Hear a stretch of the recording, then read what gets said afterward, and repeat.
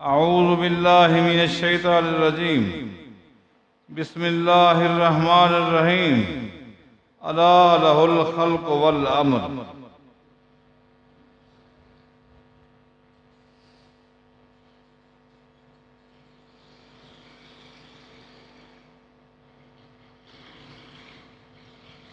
کافی دنوں سے میری دلی خواہش تھی اس زیر تعمیر مرکز کو چل کے دیکھوں۔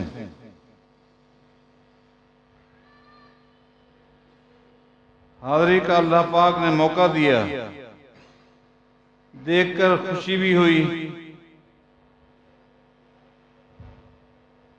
اچھا لگا۔ یہ سیڑھیاں اوپر آنے میں خالی مجھے نہیں بلکہ بہت سارے ساتھیوں کو تکلیف ہو رہی تھی۔ اس تکلیف کو ختم کرنے کے لیے ہم دعا کرتے ہیں انشاءاللہ یہ حصہ جو نامکمل ہے اللہ اس کو مکمل کرا دے۔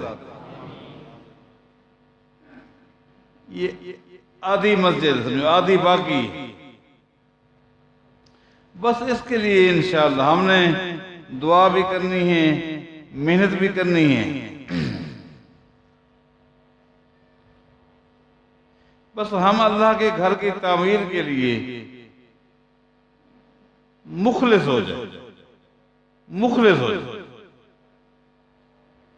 اخلاص بہت بڑی چیز ہے، بالکل بہت پرانی بات ہے، بہت پرانی۔ میں اس وقت بہاولپور یونیورسٹی میں ایم اے کر رہا تھا، بہت پرانی بات۔ ڈاکٹر عبدالباری صاحب کا بیٹا تھا، چھوٹا سا، اتنا ذہین، اتنا ذہین۔ میں نے کم عمر بچہ اپنی زندگی میں ایسا ذہین نہیں دیکھا۔ وہ روزانہ ایسے سوال کرتا، ایسے ڈاکٹر صاحب خود پریشان ہیں۔ ایک دن اس نے کہا ابو مجھے یہ تو بتائیں ایک آدمی کے 8 بیٹے ہوتے ہیں، ایک آدمی کے 8 بیٹے ہوتے ہیں، وہ 8 کو پڑھاتا بھی ہے، خرچے اٹھاتا ہے، شادیاں کرتا ہے۔ جب وہ 8 بڑے ہو جاتے ہیں وہ 8 مل کر اپنے باپ کو کیوں نہیں پال سکتے، وہ روتا رہتا ہے۔ اس کی کیا وجہ ہے؟ اس اکیلے نے 8 کو پالا، خرچہ کیا، پڑھایا، شادیاں کی۔ اب وہ 8 بڑے ہیں، اب باپ رو رہا ہے، خرچے سے تنگ ہے بیچارہ، لوگوں سے کہتا ہے کہ اولاد تعاون نہیں کرتی۔ اس کی کیا وجہ ہے؟ تو ڈاکٹر صاحب نے کہا بیٹا اصل میں وہ تھا اکیلا، لیکن 8 کی تربیت میں وہ مخلص تھا۔ یہ 8 باپ کے حق ادا کرنے میں مخلص نہیں۔ تو اخلاص بہت بڑی چیز ہے۔ ہم میں سے ہر ایک نے اسی علاقے میں کچے پکے اپنے گھر بنائے ہوئے، ہم مخلص ہیں، اپنے گھر کے بنانے میں ہم مخلص ہیں۔ ہم میں سے کسی نے اپنے گھر کو بنانے کے لیے یارو گھوڑ سے باہر کا سفر نہیں کیا، اپنے معاملات طے کر لی۔ اب اللہ کا گھر ہے، کئی دنوں سے سن رہا ہوں، ابھی تک یہ نامکمل ہے۔ بس میں دعا کروں گا، آپ سے التجا کروں گا تاکہ دوبارہ ملاقات ہو، اللہ کا گھر مکمل ہو چکا ہو انشاءاللہ۔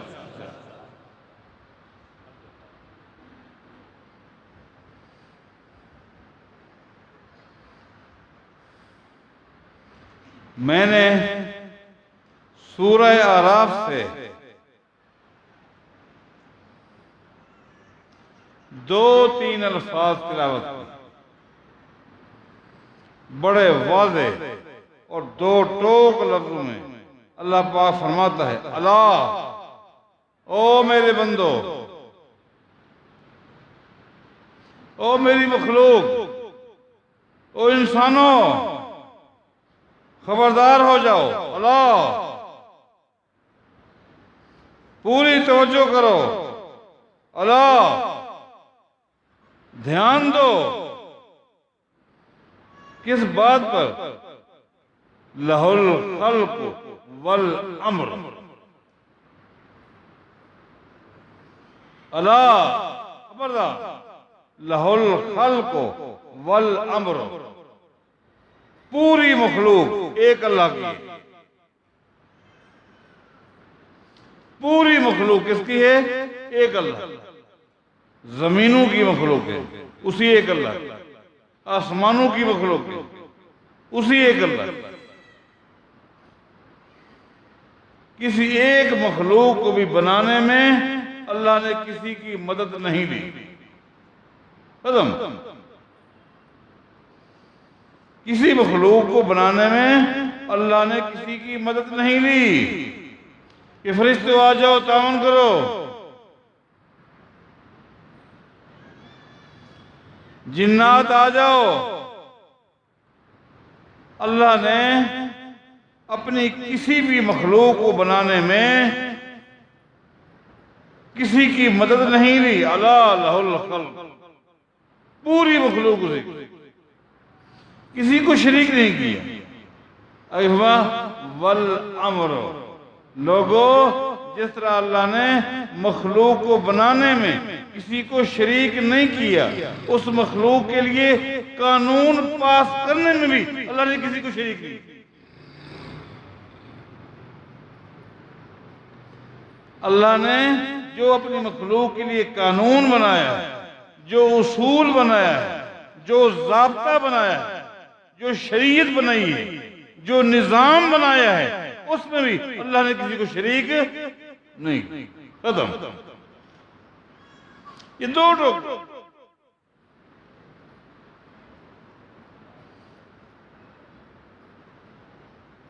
بعض لوگ یہاں کہتے ہیں کہ جی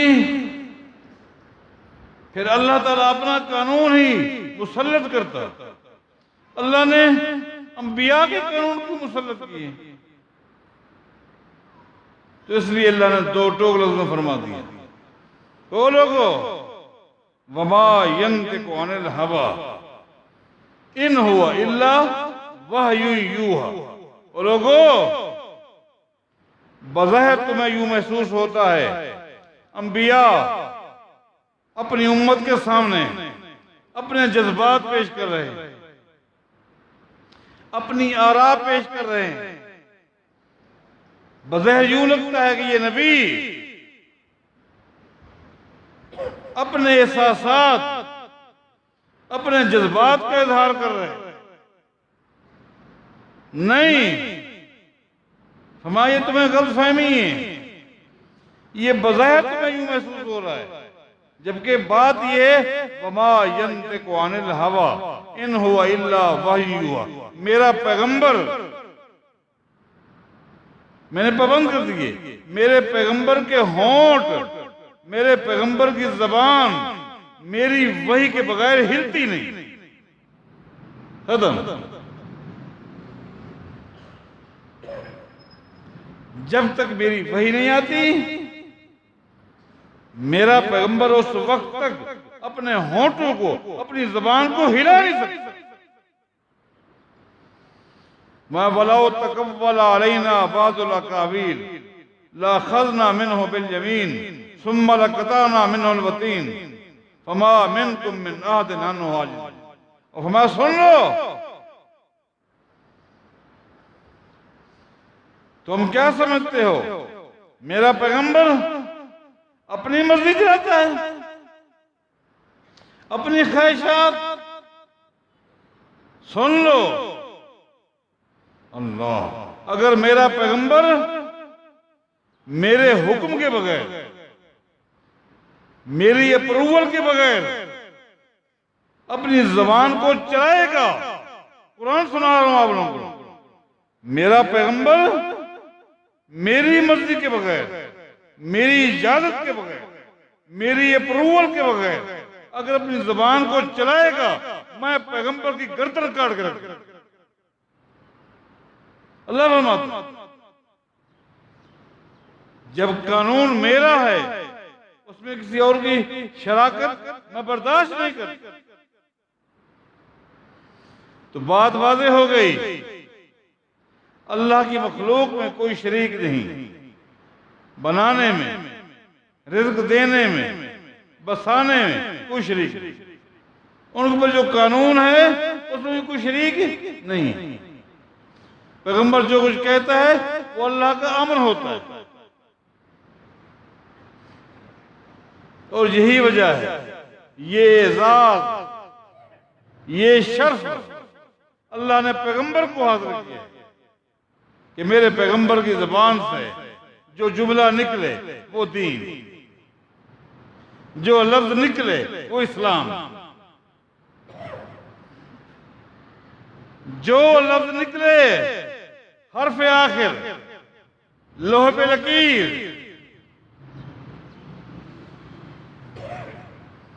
الفاظ میرے پیغمبر کی زبان سے نکلتے جائیں، میرے پیغمبر کے مبارک منہ سے موتی جھڑتے جائیں، شریعت بنتی جائے، شریعت بنتی جائے. ابو داؤد کی مشہور حدیث جو آپ اکثر سنتے ہیں، میرے پیغمبر نے فرمایا کہ یا ایھا الناس ان اللہ قد فرض علیکم الحج فحجوا. میرے پیغمبر نے فرمایا او لوگو اللہ نے تم پر حج فرض کیا ہے. ان اللہ قد فرض علیکم الحج، اللہ نے تم پر حج فرض کیا ہے. فحجوا، حج کرو. میرے پیغمبر نے فرما دیا قربان جائیں. ایک شخص کھڑا ہو گیا، اس نے عرض کی افی کل عام یا رسول اللہ، یہ آپ نے جو فرمایا ہے اللہ نے حج فرض کیا ہے حج کرو، تو کیا ہر سال حج کرنا پڑے گا؟ اے اللہ میں تیری شان پر قربان کیوں نہیں؟ تو نے کس کو کھڑا کیا؟ پتہ ہے وہ کون تھا؟ وہ سوال کرنے والا کون تھا؟ علماء سے پوچھیں. اقرا بن حابس سب کو رضی اللہ، اقرا بن حابس رضی اللہ. یہ کون ہے؟ بنو تمیم قبیلے کا سردار، بنو تمیم قبیلے کا سردار ہے. پتہ ہے بنو تمیم قبیلہ کون سا قبیلہ ہے؟ علماء سے پوچھو. یہ وہ قبیلہ ہے جس قبیلے کے بارے میرے پیغمبر نے فرمایا تھا کہ بنو تمیم قبیلہ قیامت تک حق پر رہے گا. 4 باتیں بیان میرے پیغمبر نے. بخاری اٹھاؤ، ابو داؤد اٹھاؤ، نسائی اٹھاؤ. میرے پیغمبر نے بنو تمیم قبیلے کے بارے 4 باتیں فرمائی. فرمایا لوگو زمین پر جتنے قبیلے ہیں ان قبیلوں میں بنو تمیم قبیلے کو یہ شرف حاصل ہے یہ قیامت تک حق پر رہے. کتنی بڑی بات، یہ کتنی اعزاز کی بات. اور فرمایا دوسری بات یہ ہے قیامت تک ہر دور میں جب بھی حق کے خلاف آواز اٹھے گی سب سے پہلے حق کا ساتھ دینے والے بنو تمیم قبیلے کے لوگ. دیکھو حق پر ہونا آسان ہے، حق کا ساتھ دینا بڑا مشکل ہے. جی ایک آدمی ظالم نہیں ہے لیکن علاقے میں ظلم ہو رہا ہے، اس کو پتہ ہے ظلم کون کر رہا ہے لیکن بیچارہ پریشان دبا بیٹھا ہے، حق کا ساتھ نہیں دے سکتا. حق پر ہونا الگ چیز ہے، حق کا ساتھ دینا یہ بڑا مشکل ہے.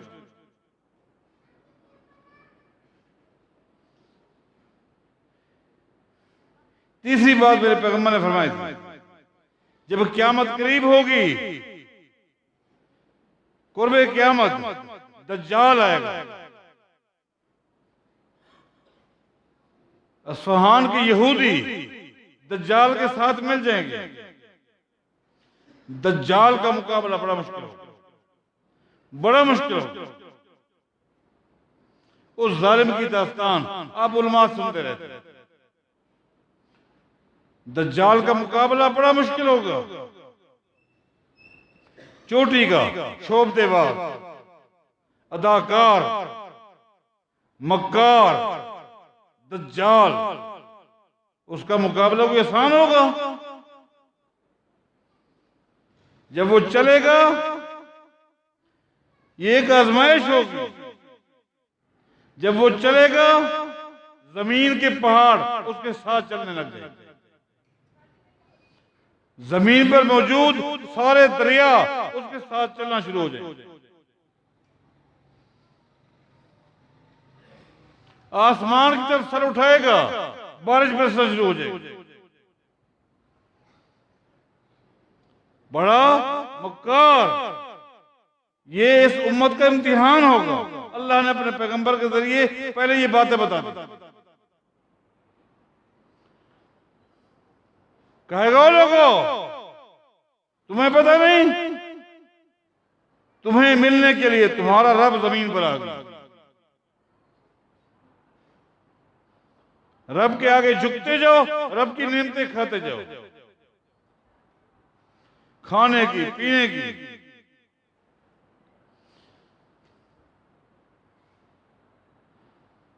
جو انکار کرے گا اس کی گردن اڑا دے گا۔ عجیب صورتحال ہے۔ یہ الگ بات ہے کہ اس دور میں بڑے بڑے لوگ گمراہ ہو جائیں گے،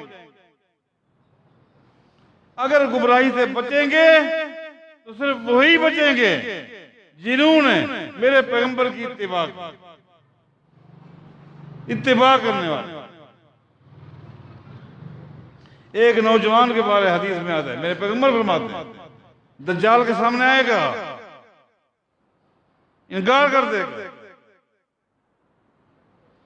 دجال تلوار کے ذریعے اس کے دو ٹکڑے کر دے گا۔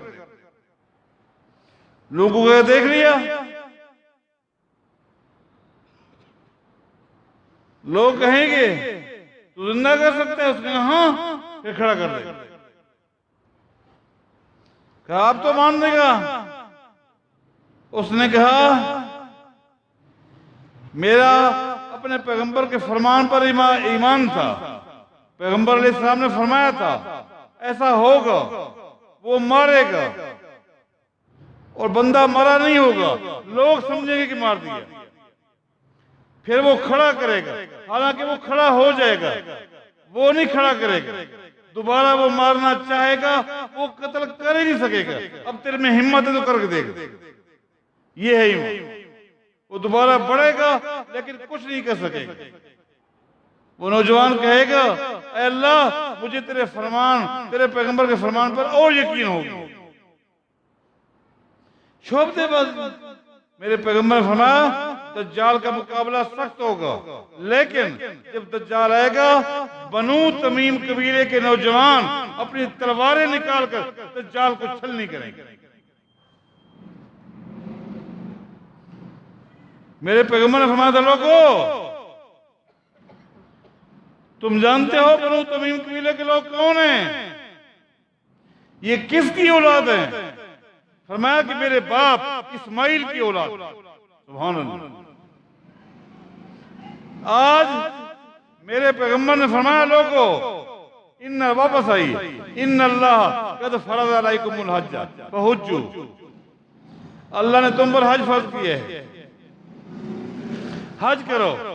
اس قبیلے کا سردار اقرا بن حابس رضی اللہ تعالیٰ کھڑا ہو گیا۔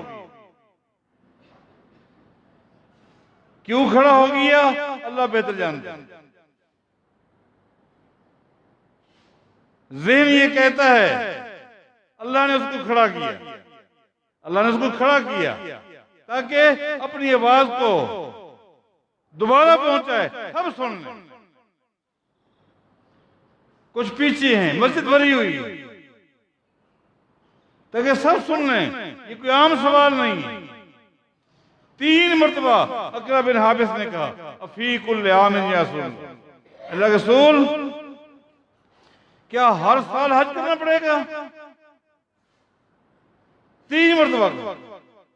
اب میرے پیغمبر نے بھی اندازہ لگا لیا کہ اقرا بن حابس کی گفتگو، اس کے سوال کو سب نے سن لی۔ اب میرے پیغمبر نے فرمایا 3 مرتبہ سننے کے بعد فرمایا لو قلت نام، اقرا تو نے جو سوال کیا نا کہ ہر بندے کو ہر سال حج کرنا پڑے گا، لو قلت نام لوجب، اگر میری زبان سے نکل جاتا جی ہاں، جو ہی جی ہاں نکلتا ہر سال کا حج فرض ہو جاتا۔ میری زبان چلتی 3 بن جاتی، سمجھے؟ بات وہی بتانی، میری زبان سے لفظ نکلتا نام، جی ہاں میں نام کہتا ہر سال کا حج فرض ہو جاتا۔ وَلَوْ وَجَبَتْ مَسْتَطَعْتُمْ، اور اگر ہر سال کا حج فرض ہو جاتا زمین کی پشت پر کوئی شخص بھی ہر سال حج نہ کر سکتا۔ تو دین کیا ہے؟ اللہ کی وحی کا نام۔ اللہ نے اپنے قانون میں کسی کو شریک نہیں کیا۔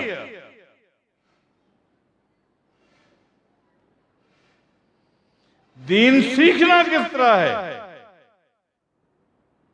ٹائم بھی پورا ہو گیا، میں ایک دین سیکھنا کس طرح ہے؟ کس سے سیکھنا ہے؟ آپ حدیث جبریل پڑھتے ہیں، بخاری کی، مسلم کی حدیث، بڑی مشہور حدیث۔ نبی علیہ السلام بیٹھے ہیں، صحابہ موجود ہیں، آپ کے سامنے ایک شخص سفید کپڑوں میں ملبوس آپ کے گھٹنوں کے ساتھ گھٹنے لگا کر بیٹھ گئے، سمجھیں؟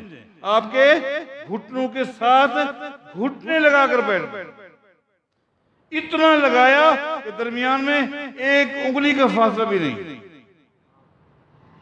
میرے پیغمبر کے گھٹنے کے ساتھ گھٹنا لگایا ہوا، درمیان میں ایک انگلی کا بھی فاصلہ نہیں ہے۔ اب دین پوچھ رہا ہے، ایمان کے متعلق، اسلام کے متعلق، احسان کے متعلق، قیامت کے متعلق۔ میرے پیغمبر جواب دے رہے، اور ہر جواب پر وہ تصدیق کر رہا ہے، جی ہاں صحیح جواب دیا، میں مان گیا، میں مان گیا، میں مان گیا۔ اس کے بعد وہ اٹھ کے چلا گیا، ایک دم غائب ہو گیا۔ میرے پیغمبر نے فرمایا ردو علیہ السائل، یہ آدمی جو بھی سوال کر رہا تھا واپس لے اس کو۔ ڈھونڈا کہاں ملتا، بیٹھ گئے، غائب ہو گئے۔ میرے پیغمبر نے فرمایا اتدرون من السائل، اس کو جانتے بھی ہو؟ نہیں جانتے نہیں۔ فرمایا ذاک جبریل، یہ جبریل علیہ السلام، ذاک جبریل، جبریل تھا، اتاکم لیعلمکم دینکم، جبریل آج تمہارے پاس آیا تھا، تمہیں دین بتانے آیا تھا، دین بتانے آیا تھا۔ کس طرح بتایا؟ کہ لوگوں اگر عقیدہ معلوم کرنا ہے تو میرے پیغمبر کے گھٹنے کے ساتھ گھٹنا لگانا ہوگا، عمل معلوم کرنا ہے، نماز، روزہ، حج، زکوٰۃ، میرے پیغمبر کے گھٹنے کے ساتھ گھٹنا لگانا ہوگا۔ اگر طریقہ معلوم کرنا ہے، میرے پیغمبر کے گھٹنے کے ساتھ گھٹنا لگانا ہوگا۔ فاصلہ ایک انگلی کا بھی آ گیا گمراہ ہو جاؤ گے، عقیدے میں بھی، عمل میں بھی، طریقے میں بھی۔ آج میرے پیغمبر اپنی ذات کے لحاظ سے دنیا سے چلے گئے، آپ کی سیرت موجود ہے، آپ کی سیرت موجود ہے، آپ کی احادیث موجود ہے۔ میرے پیغمبر کی سیرت کے ساتھ گھٹنا لگاؤ گے دین ملے گا، گھٹنا ہٹاؤ گے گمراہ ہو جاؤ۔ آج ہمارے گھٹنے کہاں لگے ہوئے ہیں؟ کن کے ساتھ لگے ہوئے ہیں؟ پیغمبر کی سیرت اور ہمارے گھٹنوں کے درمیان کتنے فاصلے ہیں، کتنے فاصلے ہیں، کتنے وقفے ہیں، کہ دین کیسے ملے گا؟ یہ ہے بات۔ اللہ لہ الخلق والامر، مخلوق اسی کی، قانون بھی اسی کا۔ نہ تخلیق میں کوئی شریک، نہ قانون میں کوئی شریک۔ جو تخلیق میں شریک کرے وہ بھی مشرک، جو اللہ کے قانون میں شریک کرے وہ بھی مشرک۔ لہذا میرے دوستوں، میرے بھائیوں، یہ ہے دین۔ سنجیدگی کے ساتھ اس کو سنیے، اس کے مطابق عقیدہ اور عمل بنائیے۔ اللہ ہم سب کو توفیق عطا فرمائے۔